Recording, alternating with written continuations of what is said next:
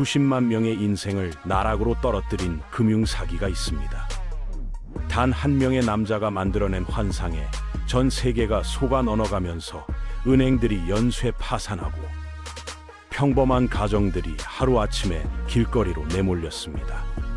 더 놀라운 것은 이 사기가 너무나 완벽하고 충격적이어서 100년이 지난 지금까지도 같은 방식의 사기를 모두 폰지 사기라고 부른다는 점입니다. 오늘 우리가 파헤칠 이야기는 바로 그 전설적인 사기꾼 찰스 폰지의 일생과 그가 어떻게 거짓말만으로 미국 전체를 뒤흔들어 놓았는지에 대한 충격적인 진실입니다. 1882년 3월 이탈리아의 한적한 마을에서 찰스 폰지가 태어났습니다. 그의 아버지는 성실한 우체국 직원이요, 가족은 그럭저럭 먹고 살 만한 정도의 중산층 생활을 영위하고 있었죠. 하지만 폰지에게는 이런 평범한 삶이 견딜 수 없을 정도로 초라하게 느껴졌습니다. 그 이유는 그의 조상들이 모두 성공한 사업가나 고위 공직자들이었기 때문입니다. 할아버지는 지역에서 알아주는 상인이었고 증조 할아버지는 정부 고위직을 지냈던 인물이었습니다. 이런 화려한 가문의 역사를 알고 자란 폰지에게는 현재 가족의 몰락한 상황이 치욕스럽게만 다가왔습니다. 어린 시절부터 폰지는 왜 자신이 이런 평범한 환경에서 태어나야 했는지, 왜 부유한 집안의 자녀들처럼 걱정 없는 삶을 살 수 없는지에 대해 끊임없이 의문을 품었습니다. 이런 불만과 원망은 그의 성격 형성에 결정적인 영향을 미쳤고 결국 그를 현실을 받아들이지 못하는 몽상가로 만들어버렸죠. 폰지의 아버지가 세상을 떠난 후 그는 얼마간의 유산을 물려받게 되었습니다. 어머니는 이 돈으로 아들이 명문 대학에 진학해서 제대로 된 교육을 받기를 간절히 바랐습니다. 하지만 대학에 입학한 폰지의 관심사는 학업과는 거리가 멀었습니다. 그는 물려받은 유산을 마치 무제한 신용카드처럼 생각하며 온갖 사치품을 구매하기 시작했습니다. 최신 유행을 따른 비싼 옷을 사입고 도시에서 가장 고급스러운 레스토랑에서 매일 식사를 하며 밤마다 오페라 관람이나 카지노에서의 도박으로 시간을 보냈습니다. 폰지는 마치 자신이 진짜 부유한 집안의 자제인 것처럼 행동하며 같은 또래의 부자 친구들과 어울리는데 모든 에너지를 쏟아부었죠. 그런데 이런 환상적인 생활이 언제까지나 지속될 수는 없었습니다. 어느 날 갑자기 은행 잔고가 바닥을 드러내면서 폰지의 화려한 대학 생활은 끝이 났습니다. 더 심각한 문제는 공부를 전혀 하지 않아서 학점이 엉망이었다는 점입니다. 졸업은 물론이고 재학도 불가능한 상황에 처하게 된 것이죠. 삼촌이 사무직 일자리를 소개해주겠다고 제안했지만 폰지는 그런 평범한 직업을 받아들일 수 없었습니다. 자신은 단순한 회사원이 되기에는 너무나 특별한 사람이라고 믿고 있었거든요. 결국 그가 내린 결론은 단순했습니다. 미국으로 건너가서 큰 돈을 벌어 고국으로 돌아오겠다는 것이었죠. 1903년 21세의 폰지는 SS 밴쿠버호에 몸을 맡기고 보스턴 항구에 발을 디뎠습니다. 주머니에는 겨우 $2 50센트만이 남아 있었지만 그의 머릿속에는 거창한 성공 시나리오들이 가득했습니다. 하지만 현실은 냉혹했습니다. 미국에서 그를 기다리는 것은 화려한 성공이 아니라 생존을 위한 처절한 투쟁이었습니다. 더 이상 그를 도와줄 가족도 없었고 빌려 쓸 수 있는 돈도 없었습니다. 이탈리아에서 그토록 혐오했던 육체노동이 이제는 생존을 위한 유일한 수단이 되었죠. 그 후 몇 년간 폰지는 미국 동부 지역을 떠돌아다니며 온갖 종류의 일을 했습니다. 간판을 그리는 일부터 시작해서 레스토랑 웨이터, 동네 슈퍼마켓 점원, 설거지 하는 일, 공장에서 기계를 다루는 작업, 보험을 팔러 다니는 영업직, 재봉틀 수리공까지 안 해본 일이 없을 정도였습니다. 그런데 어떤 일자리도 오래 지속되지 못했습니다. 폰지가 일을 견디지 못하고 그만두거나 아니면 고객들을 속이려다가 들켜서 해고당하는 일이 반복되었거든요. 이런 상황이 지속되다 보니 자연스럽게 끼니를 걸러야 하는 날들이 많아졌고 때로는 공원 벤치에서 잠을 자야 하는 신세가 되기도 했습니다. 가끔 운 좋게 돈을 좀 모을 수 있을 때조차도 폰지는 절약하지 못했습니다. 과거의 화려했던 시절을 그리워하며 모든 돈을 한 번에 호화로운 외출이나 짧은 휴가에 탕진해버리곤 했죠. 이런 패턴이 계속 반복되면서 그의 삶은 더욱 바닥으로 추락해갔습니다. 결국 폰지는 미국보다는 캐나다가 더 나은 기회를 제공할 것이라는 희망을 품고 몬트리올로 향했습니다. 다행히 그곳에서는 이탈리아 이민자들을 주요 고객으로 하는 반코 자로시라는 은행에서 사무직 일자리를 구할 수 있었습니다. 이 일자리는 과거 로마에서 폰지가 너무 격이 낮다며 거부했던 그런 종류의 직업이었습니다. 하지만 몇 년간 길거리에서 최저임금도 받지 못하는 일들을 전전한 후였기 때문에 이제는 그의 관점이 완전히 달라져 있었죠. 그런데 불행하게도 이 안정적으로 보이던 직장도 오래 지속되지 못했습니다. 그의 상사인 자로 씨가 전형적인 사기꾼이었기 때문입니다. 자로 씨는 신규 고객들에게서 받은 돈을 기존 고객들의 이자 지급에 사용하는 방식으로 은행을 운영하고 있었습니다. 이 시스템을 통해 자로 씨는 다른 은행들이 제공하는 이자율의 2배에 달하는 6%라는 높은 이자를 고객들에게 약속할 수 있었습니다. 하지만 고객들이 본국의 가족들에게 송금을 요청해도 돈이 전달되지 않는다는 불만이 계속 제기되기 시작했죠. 1908년 여름이 되자 당국이 이 은행의 횡령 의혹에 대해 본격적인 수사에 착수했습니다. 이 소식을 들은 자로 씨는 은행에 있던 현금을 모두 가방에 담아 멕시코로 도망쳐버렸고 직원들과 가족들은 모든 문제를 떠안게 되었습니다. 폰지는 이 사기 사건에 연루되는 것을 피하기 위해 서둘러 미국으로 돌아갈 계획을 세웠습니다. 하지만 그 전에 아주 어리석은 선택을 하나 더 했습니다. 아무것도 가지지 않고 맨몸으로 떠나기는 싫었던 폰지는 은행 고객 중 한 명의 이름으로 수표를 위조하기로 결심했습니다. 캐나다 창고 회사라는 운송업체의 관리자가 사용하던 수표장에서 백지 수표 한 장을 훔친 뒤 거기에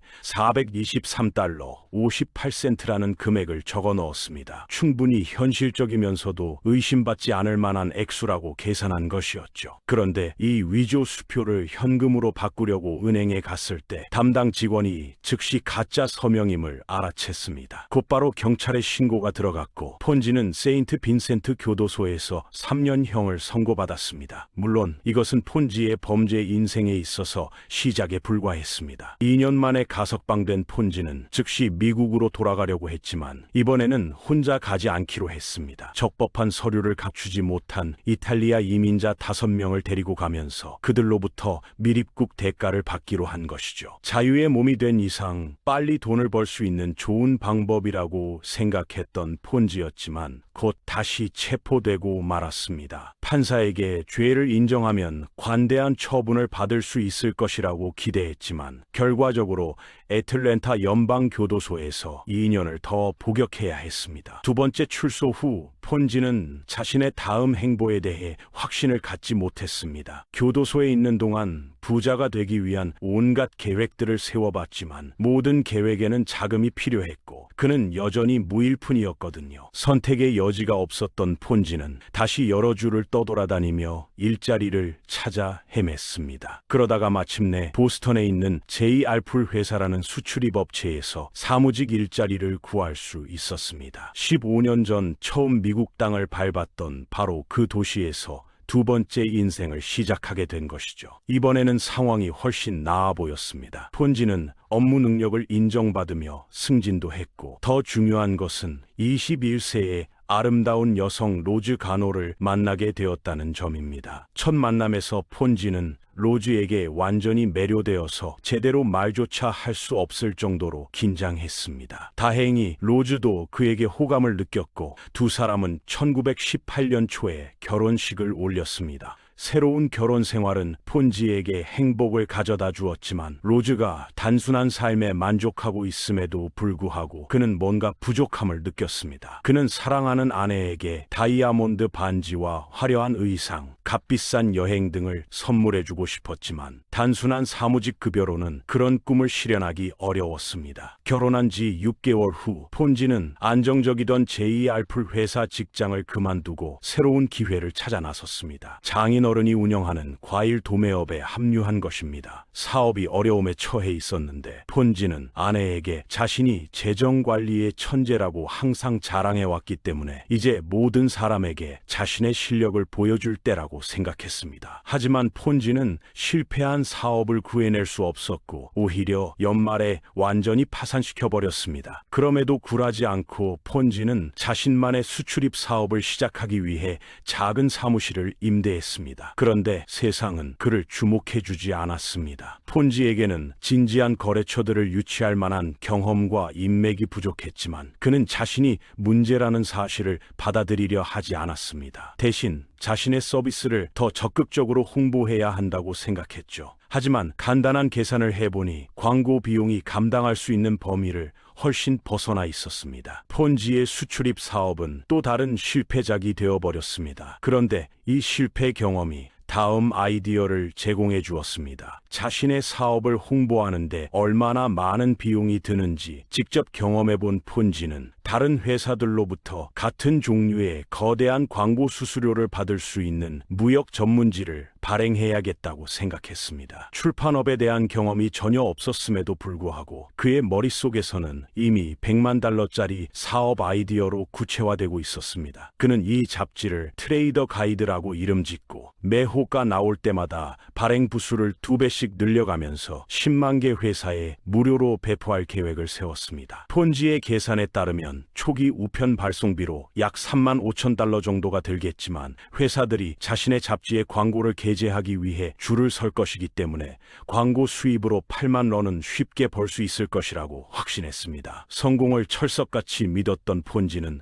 훨씬 큰 사무실을 임대하고 직원 3명을 고용한 다음 잠재적 투자자들과 광고주들에게 트레이더 가이드 창간호에 참여할 기회에 대해 편지를 보내기 시작했습니다. 그런데 현실은 벽돌 한 더미처럼 그를 짓눌러 버렸습니다. 아무도 관심을 보이지 않았습니다. 그 누구도 정체불명의 작은 무역 잡지에 흥미를 느끼지 않았고 당연히 그런 잡지에 거액을 투자하여 광고를 실을 의향도 없었습니다. 폰지가 돈이 거의 떨어져서 지역은행에 대출을 신청하러 갔을 때 은행장은 그 자리에서 그의 신청을 거부하며 폰지에게 $1라도 빌려주는 것보다 차라리 그의 계좌를 폐쇄하는 편이 낫겠다고 냉정하게 말했습니다. 이것은 폰지에게 쓰라린 현실 교육이었고 선택의 여지가 거의 남아있지 않았습니다. 생계를 유지하기 위해 직원들을 해고하고 사무실 공간을 다른 사람에게 재임대해야 했습니다. 하지만 그의 야심과 꿈은 그 어느 때보다 강렬했고 폰지는 다음 아이디어가 반드시 자신을 부자로 만들어줄 것이라고 믿었습니다. 1919년 8월 어느 날 트레이더 가이드가 여전히 광고업계의 차세대 혁신이 될 것이라고 굳게 믿고 있던 폰지는 우편물을 정리하던 중 스페인에서 온 편지 한 통을 발견했습니다. 폰지는 단순히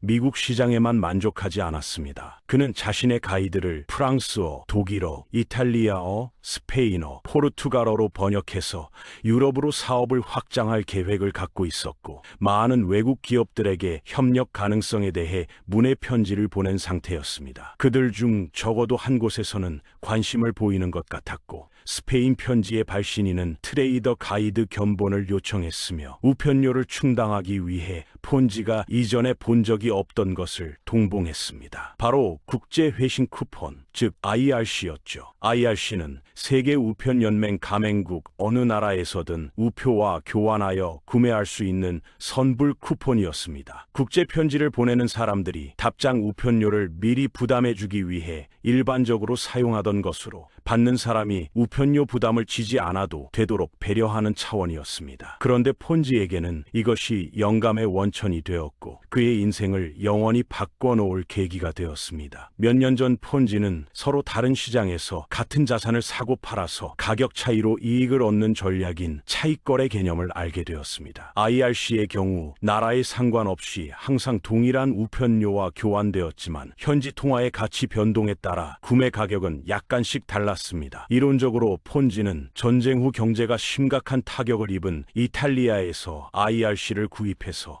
달러 가치가 상대적으로 높은 미국에서 미국 우표로 교환할 수 있었습니다. 그 다음 우표를 판매해서 약간의 차익을 얻는 것이죠. 이 과정을 수천, 수백만 개의 IRC로 확대하면 상당한 돈을 벌 수 있을 것으로 기대했습니다. 이것이 폰지의 새로운 사업 계획이었고 서류상으로는 좋은 아이디어일 뿐만 아니라 완전히 합법적인 것처럼 보였습니다. 차익 거래는 수백 년 동안 사용되어 온 건전한 투자 전략이었기 때문입니다. 1920년 1월 폰지는 지금까지 중 가장 유망해 보이는 사업을 처리하기 위해 새로운 회사를 설립했고 그 이름을 증권거래회사로 정했습니다. 불행하게도 여러 번에 걸쳐 현실이 그의 희망과 꿈을 산산조각 내버렸듯이 이번에도 마찬가지였습니다. 실제로는 IRC 차익 거래에서 얻을 수 있는 이익이 너무 미미해서 IRC를 한 나라에서 다른 나라로 운송하는 비용으로 완전히 상쇄되어 버렸습니다. 게다가 폰지가 상상했던 규모의 운영을 유지하기에 충분한 IRC가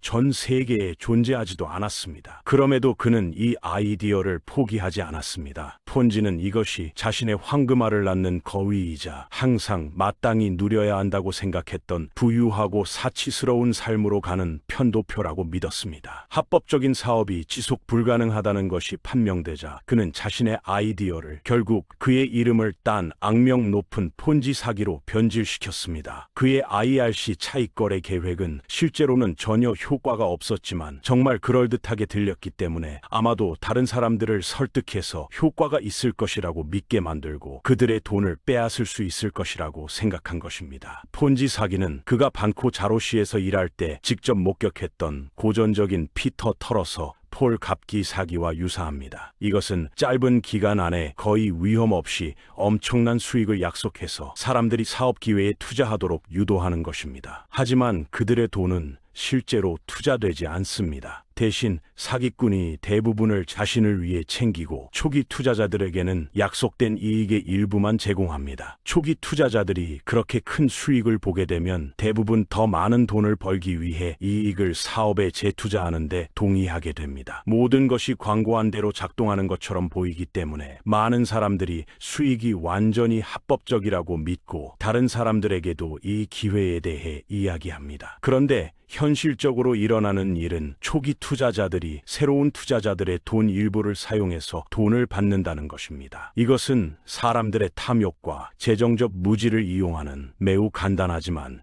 효과적인 시스템입니다. 하지만 사기꾼이 기존 투자자들의 수익을 지불할 만큼 충분한 신규 투자자를 찾을 수 없게 되면 사기는 대개 무너져 내립니다. 이 계획이 폰지에서 이름을 따왔다고 해서 그가 최초로 고안한 것은 아닙니다. 1899년에 윌리엄 밀러라는 뉴욕 회계사가 같은 기법을 사용해서 투자자들로부터 100만 달러를 사취한 적이 있었고 미국 이외 지역에서는 독일의 여배우 아달 슈피처가 1870년대 초에 역사상 최초의 폰지 사기를 저질렀을 가능성도 있습니다. 하지만 폰지는 이 아이디어를 완전히 새로운 차원으로 끌어올렸습니다. 자신의 시스템을 이용해서 폰지는 투자자들에게 45일 안에 50%, 90일 안에 100%라는 엄청난 수익률을 제공했습니다. 그는 전 세계에 걸쳐 IRC를 대량으로 구매해서 미국으로 배송하는 에이전트들의 광범위한 네트워크를 가지고 있다고 주장했습니다. 그의 작전에 대한 세부 사항을 묻는 사람들에게는 모든 세부 사항을 공유할 수 없다며 정보 공개를 거부했습니다. 그렇게 하면 경쟁자들에게 도움이 될 수 있다는 이유였죠. 대부분의 은행들과 진지한 투자자들은 폰지로부터 멀리 떨어져 있었습니다. 뭔가 너무 좋아서 사실일 수 없을 때를 구별할 줄 알았고 실제로 재정에 대해 조금이라도 아는 사람이라면 누구나 폰지가 약속을 지킬 수 없다는 것을 알 수 있었습니다. 하지만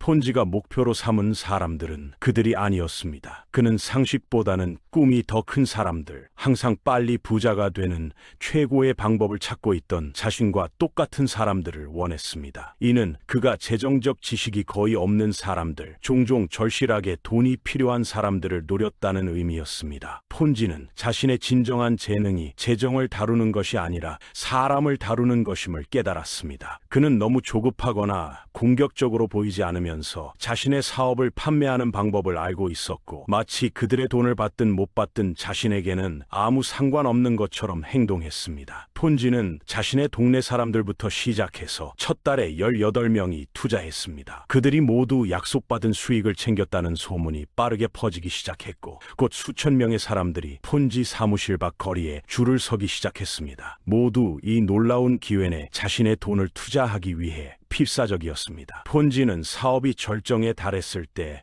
하루에 25만 달러 이상을 끌어모으며 점점 더 많은 고객들을 확보했습니다. 보스턴 포스트는 그를 금융천재라고 칭했고, 이는 그에게 더 많은 신뢰를 가져다 주었으며 곧 더 많은 투자자들을 불러들였습니다. 폰지는 마침내 항상 꿈꿔왔던 삶을 살 수 있게 되었습니다. 거대한 저택으로 이사했고, 고급 자동차를 구입했으며, 값비싼 옷만 입고 금시계와 다이아몬드 장신구를 착용하며 호화로운 1등석 여행을 다녔습니다. 이는 폰지가 항상 자신에게 마땅하다고 여겼던 삶이었지만, 여름이 시작될 무렵에는 오래 지속되지 못했습니다. 폰지가 새로운 벤처를 시작한 지 6개월도 채 되지 않아서 그의 사업에 대한 의심의 목소리들이 나오기 시작했습니다. 처음에는 폰지가 자신을 거짓말쟁이라고 비난한 재무 분석가를 상대로 소송을 제기함으로써 모든 사람을 침묵시켰습니다. 많은 초기 투자자들이 이미 돈을 받았기 때문에 모든 것이 합법적이라는 증거라고 말했습니다. 그런데 한때 폰지를 천재라고 선언했던 보스턴 포스트가 그의 작전을 조사하기 시작했습니다. 그들은 다우존스 사장이자 월스트리트 저널의 매니저인 클래런스 베런을 데려왔습니다. 그는 간단한 계산을 통해 명백한 문제점을 발견했습니다. 폰지는 1억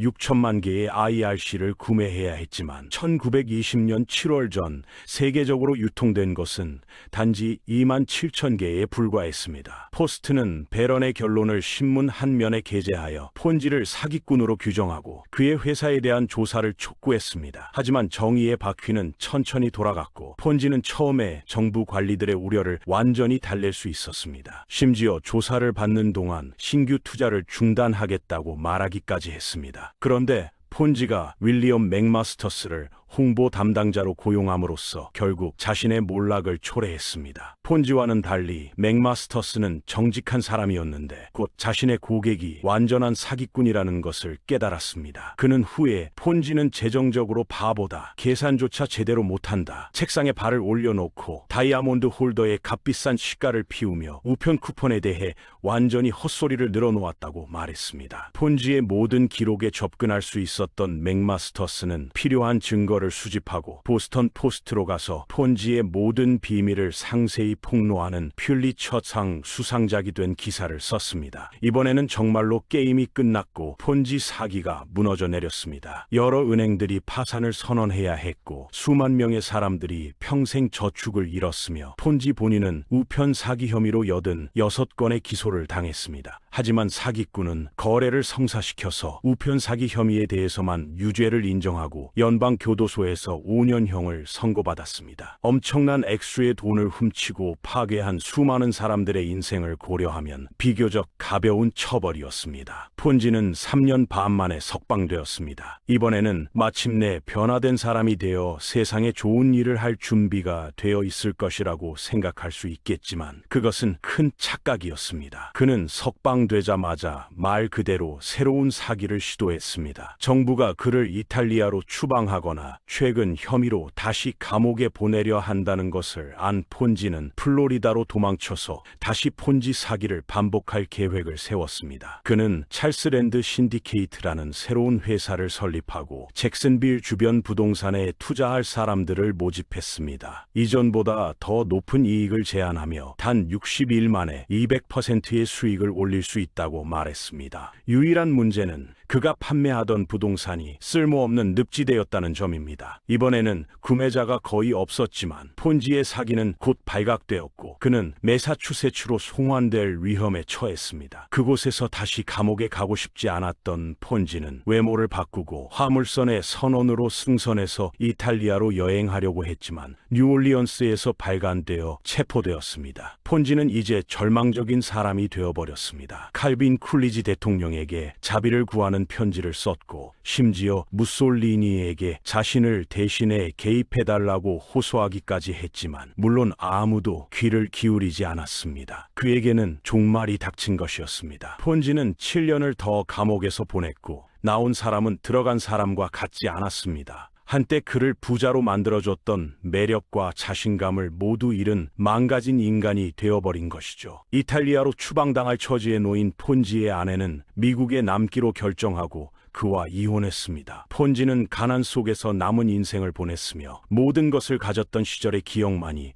그를 위로했습니다. 그는 결국 리우데자네이루의 자선병원에서 1949년에 사망했고 무연고자 묘지에 묻혔습니다. 이로써 역사상 가장 악명 높은 가난에서 부자로 다시 가난으로의 이야기 중 하나가 끝났습니다. 하지만 폰지가 사람들에게서 뜯어낸 돈의 액수만 놓고 보면 실제로는 가장 큰 금융 사기꾼 중 한 명은 아닙니다.